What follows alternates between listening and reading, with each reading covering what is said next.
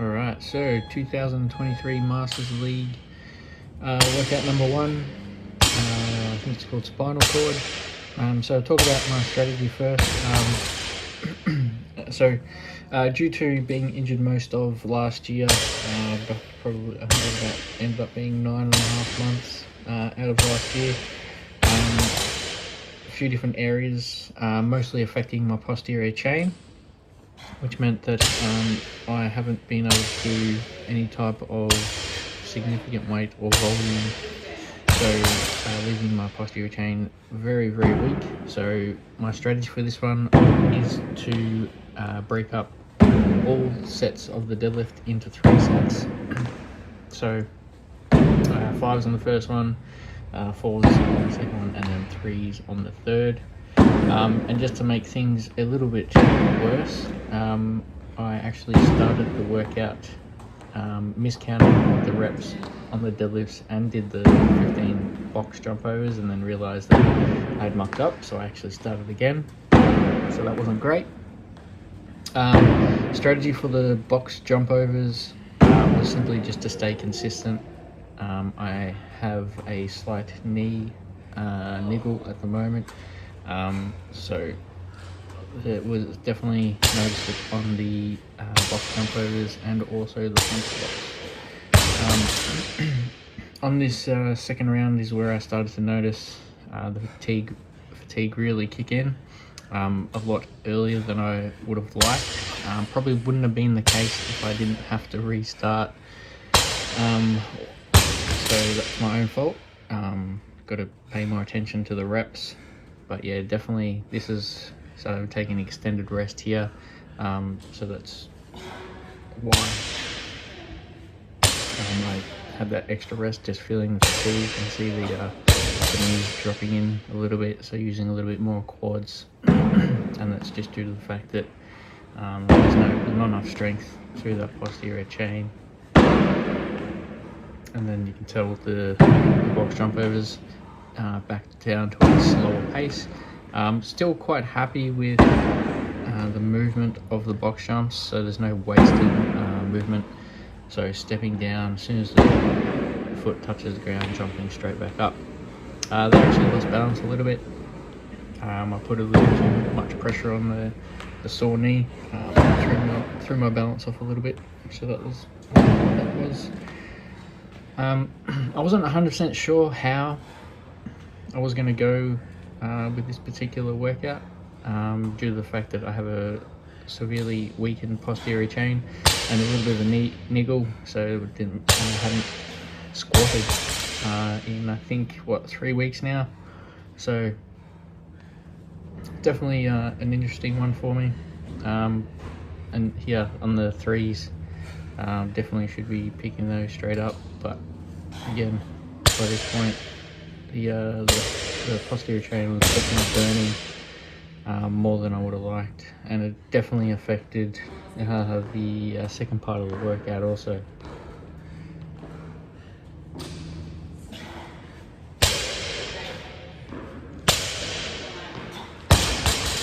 But overall, with the deadlifts, considering where I'm at, can't be too disappointed with that effort. Yes, I would have liked to have kept the rest a lot shorter, but that's all I had today. So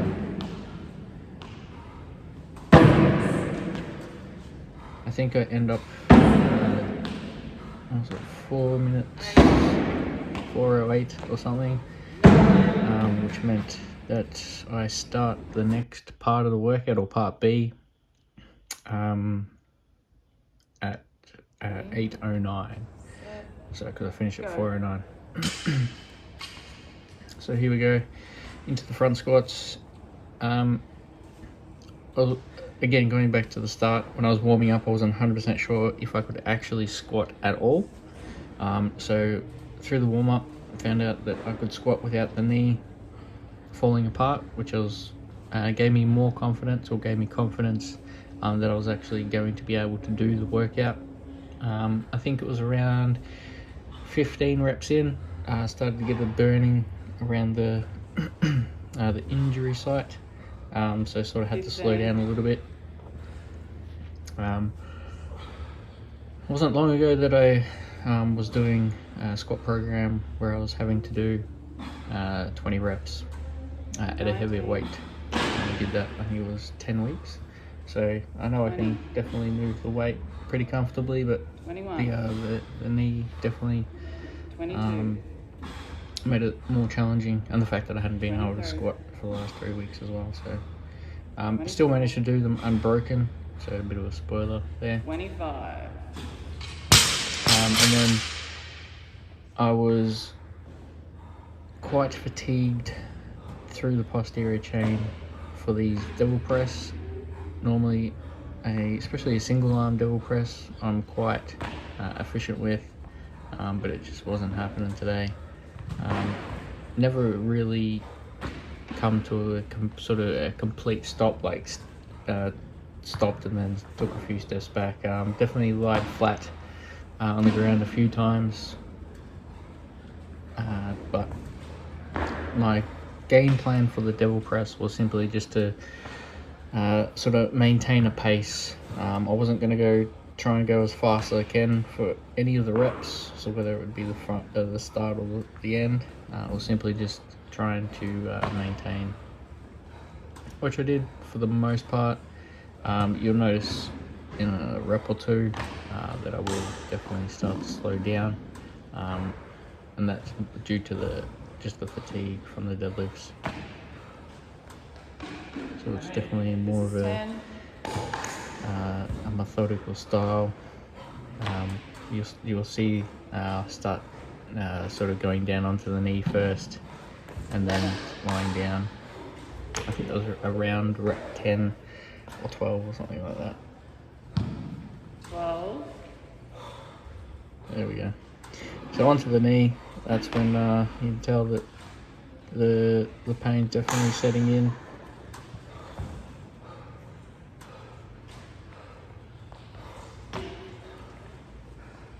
Now the time cap for this one for me, I started at 8:09, which means that the 5-minute time cap is at 13:09. 15. So roughly about 2 more minutes. Big breath.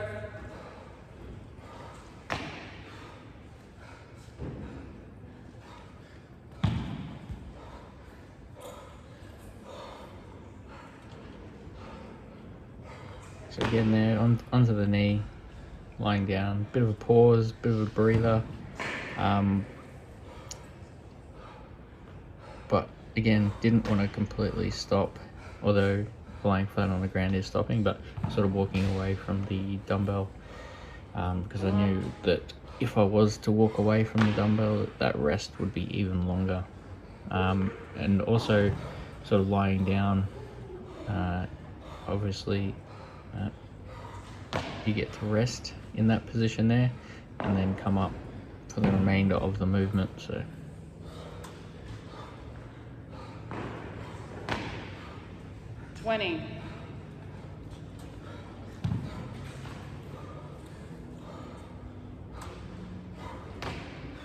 So there's about 39 seconds left till the time cap.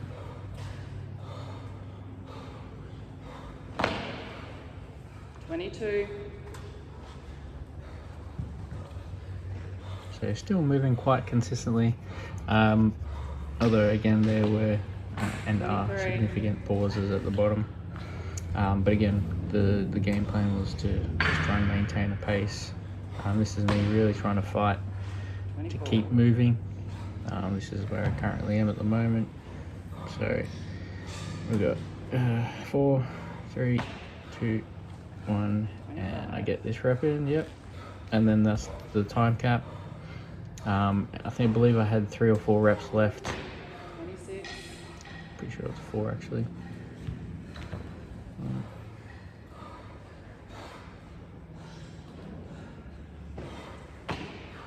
Bit of extra rest there.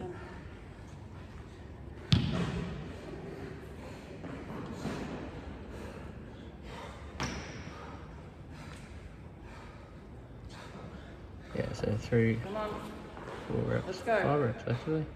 So I ended up getting capped on this one. Overall, Last one, this come is on, where get it I'm done, at get with it done. my fitness. Up, Again, up. last year was quite nasty, but we'll keep pushing through.